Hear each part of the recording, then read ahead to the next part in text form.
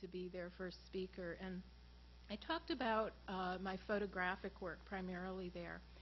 And I thought I would take this opportunity to show some earlier work and more of my work that involves text and images, because I really haven't had a chance to talk about that. I've never really separated them out to talk about them that way, so we'll see how this goes. And at the end, I'll arrive back at some more recent work that's primarily pictures without text. And I'm hoping that the things I say at the beginning will make some sense at the end. So what I'd like to do to start out is to evoke Martha Rossler's book called The Bowery and Two Inadequate Descriptive Systems.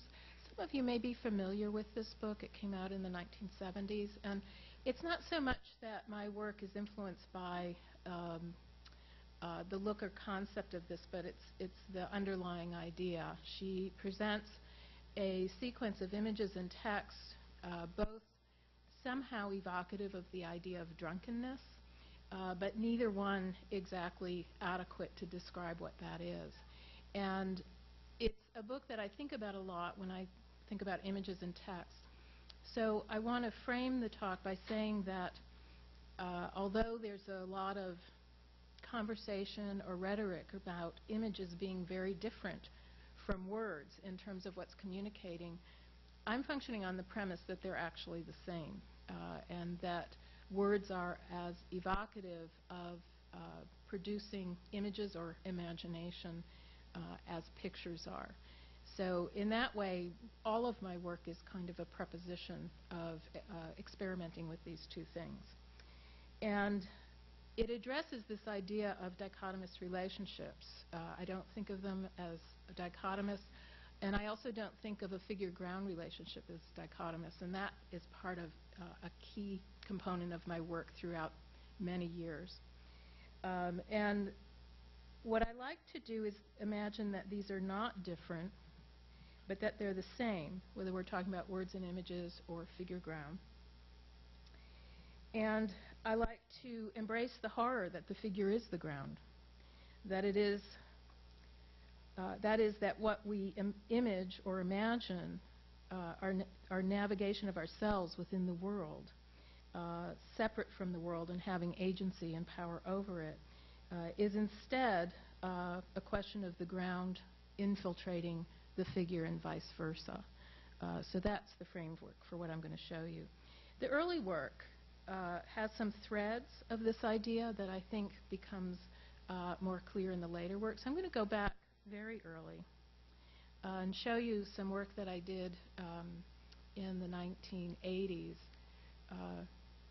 You know, I don't know if this is a good thing or a bad thing. It's a kind of nostalgic, but just to give you a sense that the whole question of how words and images create a timed experience. So I could say a narrative, and I think that's the right word, but the idea of meaning unfolding over time. So I did a series of many works that involve these 4 pictures.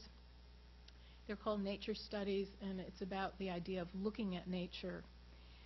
But the narrative or the conclusion is really open-ended. And I think this is an interesting place to start. These were images on a wall, I mean pictures on a wall, but I ultimately moved into the arena of installations and book art. And each of these, for me, was an instrument for creating a time experience for the viewer that meaning would unfold over the process of experiencing either the space or the unfolding turning of a page. So this is the very early work, and in this next piece, which the slides are a little old, so you might not get the full impact of it, but it takes that idea of those first images and expands it to an entire room where the horizon line becomes the key element of the installation. So it involves a wall of 4 pictures, and I think that you're also seeing something here that I haven't shown, at least since I've been at Alfred, that my work explores the interfaces of photography, drawing, and sculpture And so it's really the most recent work that I've gone back to strictly photography, and that's changing now. I'm working on drawings again. So it kind of gives you an opportunity to see how I would integrate those things in an installation. So these are 4 pictures of different media. This is just a detail of that. This is a drawing of an instrument called a theodolite that's used for surveying the land. And across the way from this is a giant drawing of the Grand Canyon done on the wall. And along the horizon line, and it's a little hard to see in this slide, is a series of sentences that starts with the words "if only." And it's about being in a landscape, which we usually think of as a recreational or salutary experience, but things go wrong. And so if only the wind would stop blowing, if only the snakes would stop biting, if only the mountains would stop eroding, if only the rain would stop pouring. It's all of the things that are troublesome in an environment like that. And I think the key sentence in there, it's in there, but you can't see it because it's written tiny. It's if only everything would hold perfectly still. In other words, like it does in a picture, because it's much easier to digest that way. So my work has to do with certain kinds of ambivalences, and actually throughout it, up until today, with this idea of the picturesque and what nature is versus picturesque. So I did a number of works around this idea of natural wonder. And this is another one that's interesting in a slide. I do a lot of works that are very, I would say, impossible to photograph. So you really have to be in them to get it.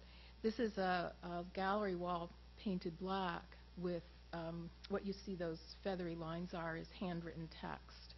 So the process of making this installation is a little bit performative because I sit and write all that text. It was interesting with this particular museum. The museum director kept coming up to me with ideas for alternative ways to get the text on the wall that didn't involve me writing it. And I thought, well, part of it is the point. It's about the labor of that. But actually, there is no other way, because even if you did it using photomechanical reproduction, you'd still have to write it first to photograph it. So these are, again, even more of those texts. If only the nettles would stop stinging, if only the bees would stop buzzing, if only the lizards would stop crawling, and all of the moving, living things within a wilderness environment that makes it hard to appreciate in a solely aesthetic or visual way. In the late 80s and early 90s, I moved my territory from landscape to the body, and I started exploring the idea, this is a figure ground idea, that even though we are our body, we have a sense that maybe we're really up in our head and the body is separate from that. So it's the Western civilization's problem, the mind-body split. And so where do you locate your subjectivity in your own body, which becomes a territory both socially, culturally, and politically? And I got interested in the idea of being sick.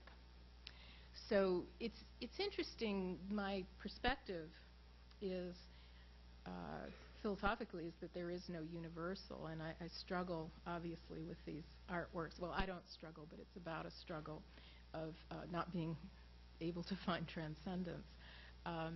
So being sick is an interesting condition, and I got interested in how do you portray that as opposed to the totally aesthetic human body that Western culture is familiar with portraying, or other cultures portray. What is it about being sick that might actually focus attention on a question of subjectivity? So this was a piece that I did in Chicago, and actually it was at the library and cultural center there. So I made it in the form of pages that would hang on the wall with text and drawings. And the images on these pages, it's like a paper vellum, and it's got a photographic process called gum bichromate on it. So the red images are actually photographic, even though it doesn't look like a typical photograph. And then there's drawing on top of it. And within the details of these pages are anatomical drawings that are photographically reproduced onto the pages plus handwriting in gold leaf. And I'm using a new if only text. And I was very careful. I didn't choose a disease. I only chose symptoms. And so the entire wall is filled with if only my head didn't ache, if only I could stop sneezing, if only my hair didn't fall out, and then you're seeing some of the rest of it. It gets pretty physical. And what was interesting about this is that it removed the idea of the sickness from a disease to this whole litany of symptoms. Now, a curious thing about this piece, and I'm not much of a performer, but this was in Milwaukee. Some friends of mine had seen it, and they run a literary center, and they had a thing called Dial-A-Poem. And this was a really great thing. Every week they would have someone, a literary person in the region, read a poem, and you could dial up this number and hear someone read a poem to you. I thought it was great. Well, they wanted me to perform this piece on the Dial-A-Poem. And I said, well, you know, it's many pages long, and I think it might take a long time. And so what we did is we did a sort of shortened version of it. So basically, I read this for 10 minutes on the phone. The reason I'm telling you this is that it had a real impact on me on how I understood this piece, because it turned out to be their most popular Dial-A-Poem. And I thought about that, like, why do people want to hear somebody say, if only I didn't have these horrible symptoms for 10 minutes? And I thought, well, it's just like calling your family. It's like the symptoms are a location of communication when sometimes other things may not be. So I had a lot of interesting responses to this piece. The other things that were in this piece is the central images of some of these are divers done in gold leaf. I was interested in the idea of perfection and imperfection of the body, perceived perfection, but also internal to subjectivity, a kind of constant feeling that nothing's perfect. So these drawings that look childlike are actually appropriated. I redrew them, but I appropriated them from an old-fashioned psychological test called the Draw a Man test. And children are asked to draw a man, and then from that is decided what their psychological problem might be or their body issues might be. And it's a really interesting concept just on a basic level, because 50% of the children being asked to draw a man and then having that interpreted as them, it's a problem because they're women or young girls. So the Draw a Man test is complicated. And what I liked about doing this and actually redrawing the drawings myself is that redrawing the drawings could put me in that skin of that perceived body. And that maybe what's perceived as being wrong with the Draw a Man pictures is not really wrong, but just a question of subjective impressions of one's body. So it's a complicated question. And then on the corners, I think you can see them on either corners, there are these illustrated pictures of people exercising. They're experiencing the benefits of exercise, and that's one of my sentences, if only I could experience the benefits of exercise. So sometimes I take these ideas and move them into other formats, and using the same materials, I created 3 large-scale hand-bound books, Unspeakable Body, Dressing, and Skin and Teeth. And these are displayed on lecterns, and you can turn the pages. The nature of the paper is that when you turn the pages, it makes a lot of noise. And so they're not, you can't experience these in a quiet way. These books don't actually have text in them, but they are inspired by the text in the Unspeakable Body installation. So the dressing is silhouettes of clothing that you could get from a catalog, and then illustrations of how to dress wounds. And Skin and Teeth are large close-up of photographs of skin produced on this paper with actual size, actual scale, gold leaf illustrations of teeth. So I moved the question of the body into the question of knowledge. So common knowledge sounds like we're talking about intellect, but if it's common in its knowledge, it's also the body. And this piece has to do with texts that relate to wanting to know things and wanting to know everything. So the installation itself is 4 tables that are about the size of a dining table or maybe a anatomy slab. And they have these accumulations of pieces that relate to this idea of wanting to know things and the physicality of knowing things. So I'll show you some of the details. One of the tables is sculptures of internal body organs that have been gold-leafed. The other is just a big pile of pages, and on those pages are a combination of photographic images done with this gum bichromate process and then an ink drawing over top of things from the body are the white images, other things from nature are the ink drawing images on top of it.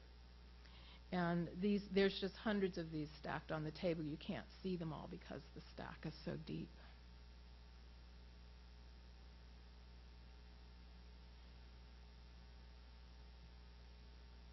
And then the next tables have, one table has all of these silk strips that have been printed photographically with the text that goes along with common knowledge. And again, a sentence about as much as I could research every possible thing that you could ever want to know in the universe. So I just have a couple here. If only I knew the interplanetary distances. If only I knew how to take the law into my own hands.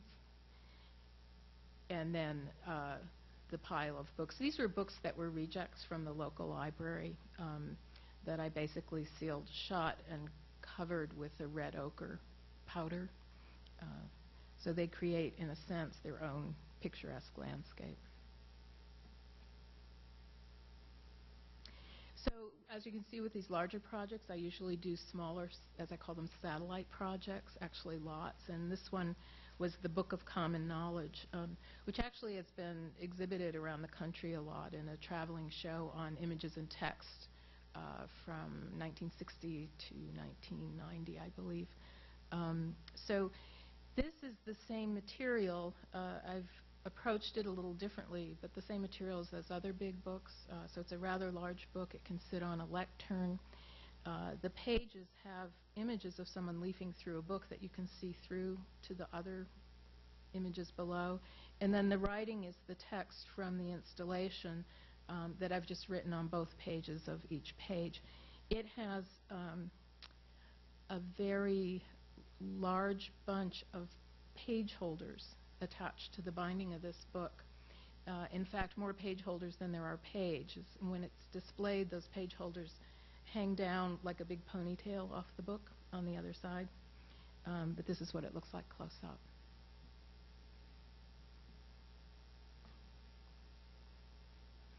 These artworks had a lot of tactile aspects to them, which is about the making sense, the sensory part of it. And I've moved back and forth between works that have a lot of tactile sense to them and works that are much more kind of physically remote, which is what I'm getting into next. And I kind of go back and forth with that. These works were physically demanding to make. Every single print, every single page has to be printed to the sunlight for 20 minutes and in a printer that weighs like 40 pounds that I have to drag outside back and forth. So that physical aspect of making it was really important to me. I think back then I was experiencing the benefits of exercise. So I was asked to do a magazine cover for an art periodical called Art Papers out of Atlanta. And they were doing a series on survival for artists in the mid-90s, which I think is applicable all the time. Artists need to survive. And they had seen my text pieces and they said, would you do a cover about survival? And I said, sure. I like that idea, and there have been other aspects of my work, not just the unspeakable body, that have reference to medical things. And I like the idea of combining a kind of medical emergency with being lost out in the wilderness. So I researched survival guides and crafted my sentences to reflect this idea that somebody was stranded in an emergency, potentially medical emergency, and what would they need to know, or what would they really wish they knew. So as I was reading through these, preparing for today, I think some of them might be applicable to my current circumstance. So I'll read a couple of those to you. If only I had realized that a leaderless group wastes energy and resources. If only I had developed a plan. If only I knew how to use my glasses to start a fire. If only I had not wandered off alone. And it goes on. So this was published, I believe it was in 1997.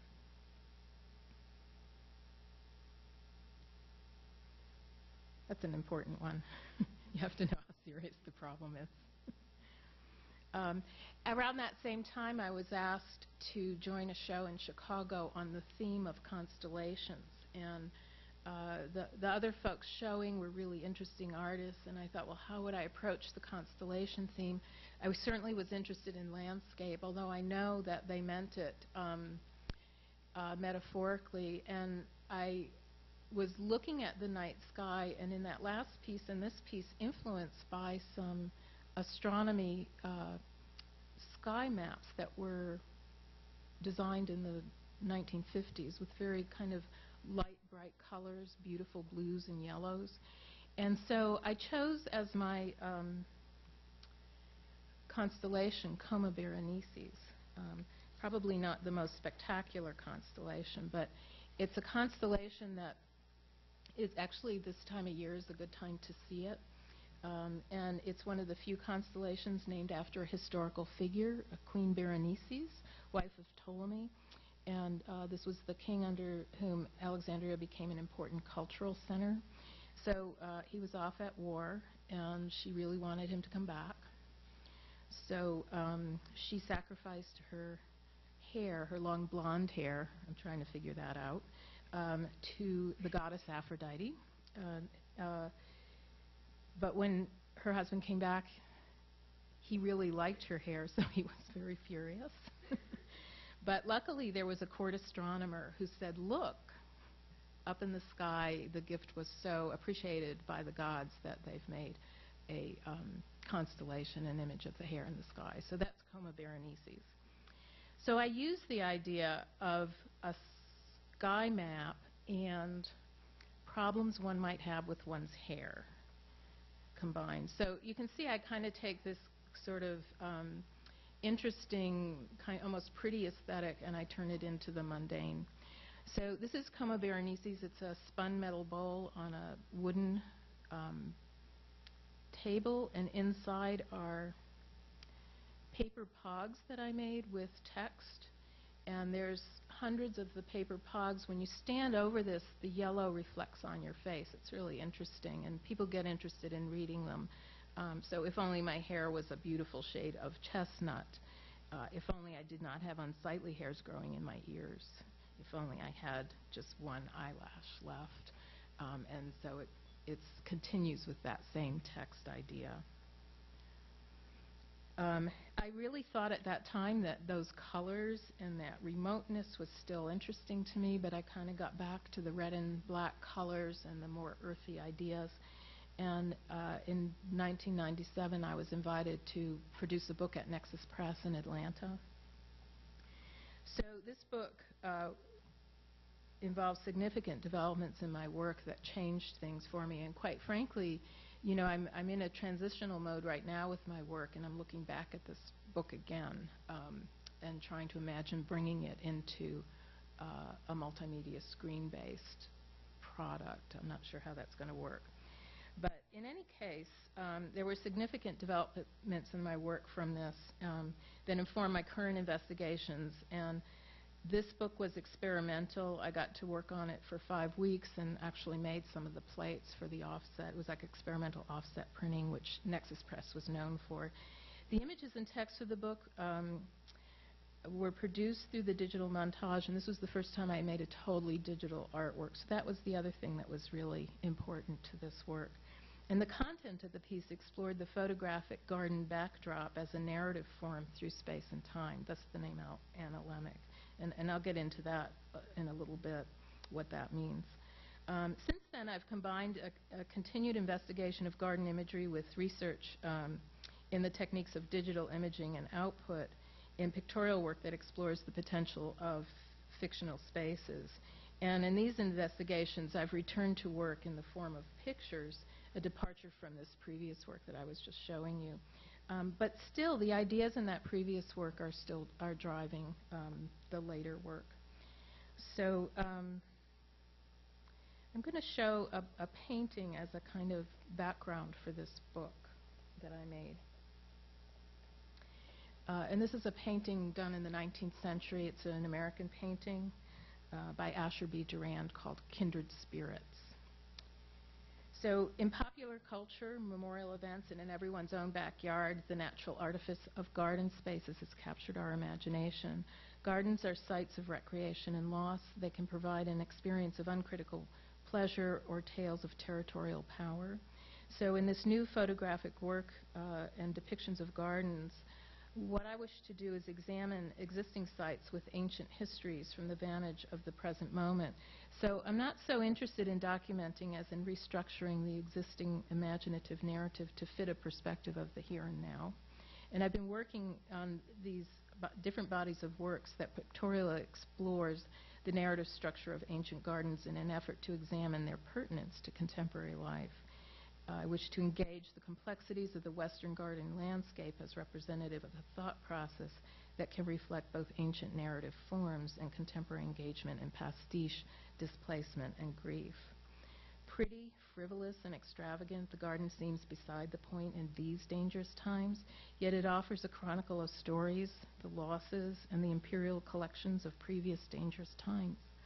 Gardens are nesting boxes of facts and fiction, and my mission in creating these artworks is to attempt to convey a labyrinth of meanings, implicit and apparent works of nature. So for the project Anna Lemak, why is this particular painting so important? And I look at this painting a lot throughout my entire career. It relates to most of my artworks. This painting presents to us a view of a kind of origin, the origin of the world in the depiction of a wild natural landscape, and the origin of tourism. In a sense, nature's on display. And it harks back to a time when writers and visual artists were kindred spirits, which is the name of this painting by Asher B. Durand. It depicts the artist Thomas Cole and the writer William Cullen Bryant viewing the wild landscape. In fact, due to their education and cultured aesthetic sensibilities, they are in the privileged position of reading nature as a text, the book of nature. Indeed, position is everything, as the picture suggests, that one can view and comprehend the whole of the text of nature from one panoptical position. It illustrates a fantasy of the origin and the uses of the picturesque, which my book, Anna Lemak, also addresses. To more clearly define the relationship of this picture to the book Anna Lemak, I'd like to state that one could say Anna Lemak is a different view of the same thing. Considering these following statements by Peter Schmidt, quote, "The most ardent tourists were not impressed by the wilderness itself. They looked instead for the unique, the spectacular, or the sublime, drawing their standards from the stereoscope views, picture postcards, railroad advertising, magazine illustrations, romantic literature, and landscape art. Scenic beauty was an art form and its inspiration a preconditioned experience." So before I show the book, I just want to explain the title. It's called Anna Lemak, which refers to the analemma. And the analemma is this shape that you've seen on globes that charts the position of the sun throughout the year, the solstice and the equinox. And it's kind of a lazy 8 figure. And to me, what this suggests is a perception of time that doesn't move at a consistent pace at different times of year. And that was the inspiration for the book, because the book tends to take you back and forth through time and space as a kind of sculptural experience. and which is very hard to portray in slides. So what you're seeing is an open page of the book. You see a face, a narrator. You see some bookmarks, which is where the text for the story is, although it's not exactly a story. There is a kind of proscenium stage landscape that moves through the book that actually is one landscape, but it looks like many. And I'll show you the construction of that.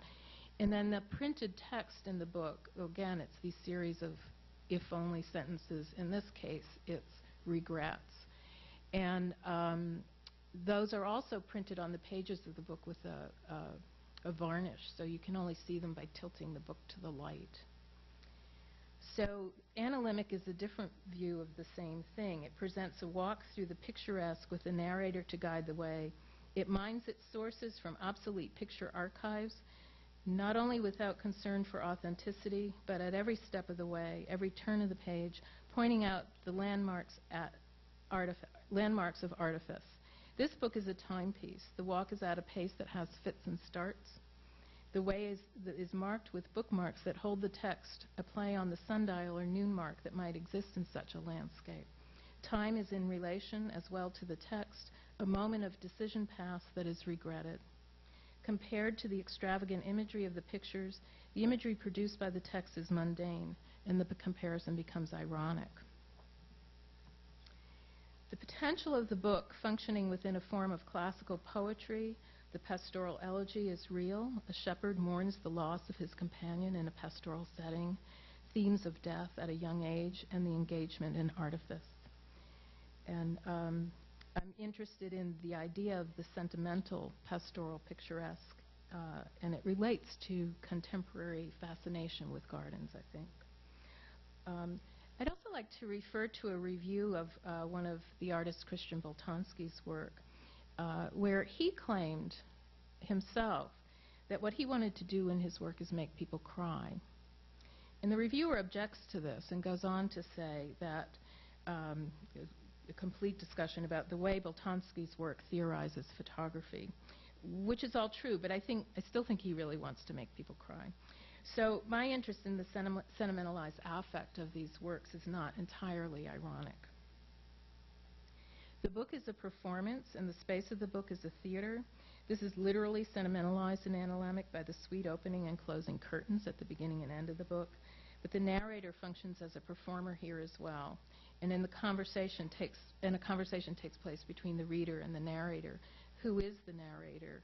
Who is the reader or author of the if-only text? And what happens is the reader takes them on because they're in the first person and becomes those texts. These are some of the individual pages which were constructed in an unusual way. That black space actually is a little half page in the book when you're actually looking at it.